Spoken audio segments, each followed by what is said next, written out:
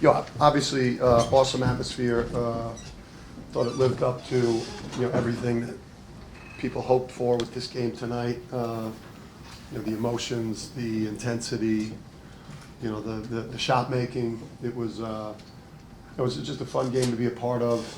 Ultimate respect for, obviously, Coach Pitino and how good they are in year one. And that's I don't know what seed they'll be, but that's one of the better teams we've played, one of the more talented teams, and clearly an NCAA tournament team. So thrilled to get the win, and excited to get to the championship tomorrow. Questions, please. Right here in front. This is about frequent but this was I got a question for Alex. A very impressive win, a very high scoring game in between. What are your thoughts about the way this UConn Huskies team managed to put together a solid 3-point shooting effort in the first and second half? Yeah, I mean, we feel like we're just so unselfish offensively that we just continue to move the ball and just continue to pass up good shots or great shots, and we did a great job of that tonight. And I mean, the coaches, they do a great job of reading the game and just picking the plays, and I mean, their plays work. So just continue to do that, continue to execute, and unselfishness, that's what makes our team so special. Down on the right, Dana. Dan, what happened tonight? For me, well, obviously the place was in a frenzy when Coach got his, and then there was a guy in, there was a short guy in a red blazer, that was on the court yelling at the ref, and then he started yelling at me, and moving in my direction. So I was just kind of pointing out, to James that he was behaving worse than Coach Pitino. So I was really just trying to help the officials, so they might not have seen it. And then I got a technical for pointing out, more increasingly aggressive fans that courtside you shouldn't end up on the court, Yeah, just at halftime, it seemed like you were sort of still in the dialogue. I kept him in. They were going to eject him from the game. I went over there to tell the ushers I wanted him to stay, not because I thought he was a good guy. I thought it might be bad luck, karma, not because I. What was he saying to you?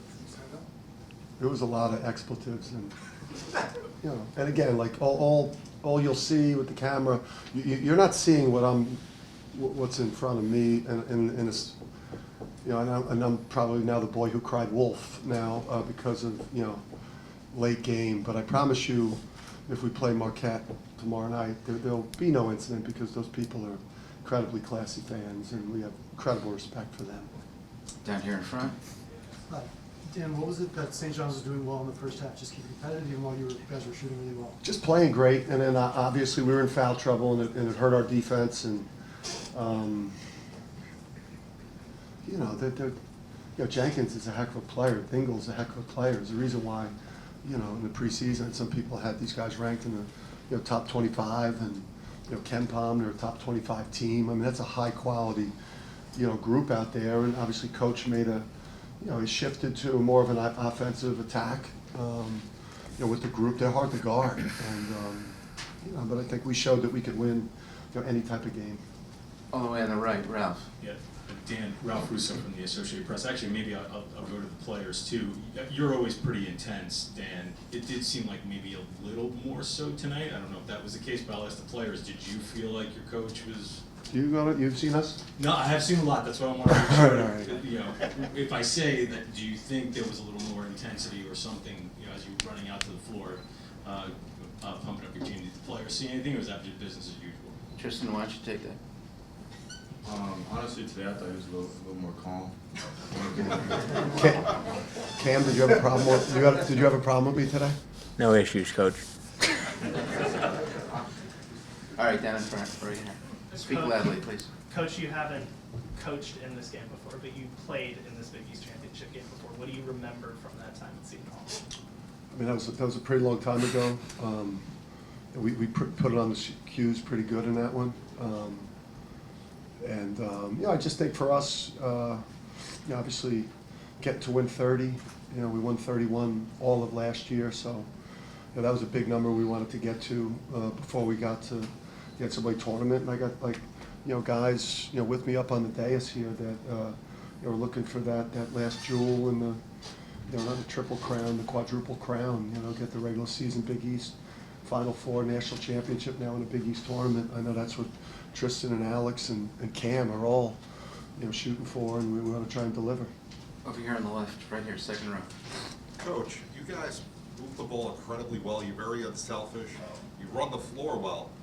Have we seen the best of what you guys can do, or what would you like to improve on with your team right now? Yeah, obviously the defense let us down, and we had been trending, coming into the game, we were second in offense and 10th in defense, and we're generally an excellent rebounding team. But St. John's is one of the best offensive rebounding teams, so obviously that defense tonight and what we did on the backboard was not sustainable. But we've got a bunch of NBA players. We've got NBA level talent that's willing to to screen and share and play for each other on offense. And it's a unique it's a unique group of players that have NBA ability, but are humble and about team. Over here on the left. So, Dan, although it was a small sample size in the first half, Jalen Stewart put together a good, solid 8 minutes of work. And I was wondering, could you speak upon what he did tonight for you and what we could possibly see in the future, considering the long grind of March? Yeah, hugely. He had a great night. He helped us big time in the first half. With all of our young freshmen that are kind of, playing on a high-level team, you hope they'll wait their turn, keep developing with us, and then become the stars of the program moving forward. He's the type of player that freshman year to sophomore year, will take an enormous jump, and he'll be playing at the level of these guys up here. So, we just plead with him on a daily basis to, we know that portal's calling, and there's a lot of tampering going on. So hopefully our young players stay with us, because we're going to lose a number of players from this team. Over here on the right, Dan. Cam, can you just describe, I don't know about coaching in general, just the intensity of this game, just between the way the game was played, the physicality, the atmosphere, the energy, like what did it feel like out there? As a competitor, these are the environments that you want to play in. It's a high-level basketball game. Working towards something that we've worked for all year, and the Big East championship is something that we want to go get. So probably one of the highest, I guess, and more intense games of this year, and rightfully so. Two more. We're doing two more. Back there on the left. Coach, right here. Josh Barber from Dean College. I just had a question this is really for the players as well here. This is going to be the first time that you guys this is the first chance at for the Big East championship. You guys haven't won since 2011. What does this mean to you guys to possibly bring this back to Storrs? Yeah, Storrs, UConn is a historic program who wins a lot of championships, and, having the national championship last year was great, but, like Cam said, we've been striving all year to win multiple championships, and this is one of the stops. And throughout the 2 years, we've been making a lot of history, so I guess tomorrow, after the game, we try to make more history. Last one, Jaden. Dan, just to follow up on that, you mentioned that media day that the Marquette loss still eats at you guys a little bit to play for the championship tomorrow. What does it mean for the program and how it's mentioned over the last year? Yeah, I think, listen, every time we take the court, we obsess over what we want to achieve next. Listen, the regular season champion is, especially in a league which is true round robin like ours, the regular season champion is the Big East champion. It's through the 20-game gauntlet, whoever wins that thing, true round robin, is the champion. Obviously, the Big East tournament champion, is a chance to experience what it feels like, in terms of confetti and cutting down nets and, winning that third championship that we've strived for. We wanted the MTE, that championship. We wanted the regular season. Obviously, we got 3 ahead of us that we're trying to get, and, tomorrow we're going to treat it like it's a Super Bowl. UConn, thank you. Thank you. Thank you.